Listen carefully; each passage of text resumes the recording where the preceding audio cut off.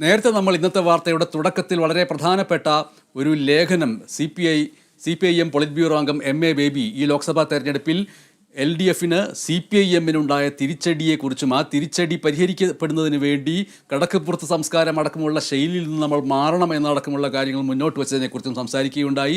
ഒരു പക്ഷേ ആ വാർത്തയോട് ചേർത്ത് വയ്ക്കാവുന്ന ഒരു വാർത്തയാണ് നമ്മുടെ മുന്നിൽ ഇപ്പോൾ ഉള്ളത്.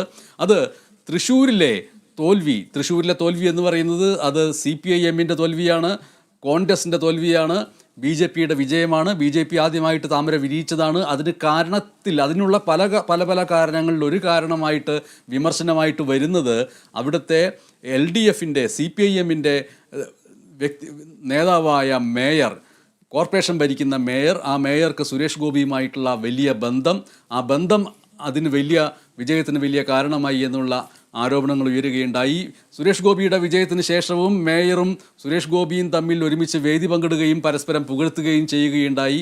ഇതിൻ്റെയൊക്കെ പശ്ചാത്തലത്തിൽ അവിടെ CPI രംഗത്ത് വന്നിരിക്കുകയാണ്. ഇത്തരത്തിലുള്ള ഈ ബന്ധം ഉചിതമല്ല എന്ന് മാത്രമല്ല, മേയറുടെ കാലാവധി കഴിഞ്ഞിട്ടും തുടരുന്നത് ഉചിതമല്ല, മേയറെ മാറ്റണം എന്നാണ് CPI ജില്ലാ സെക്രട്ടറി K. വത്സരാജ് പറഞ്ഞിരിക്കുന്നത്.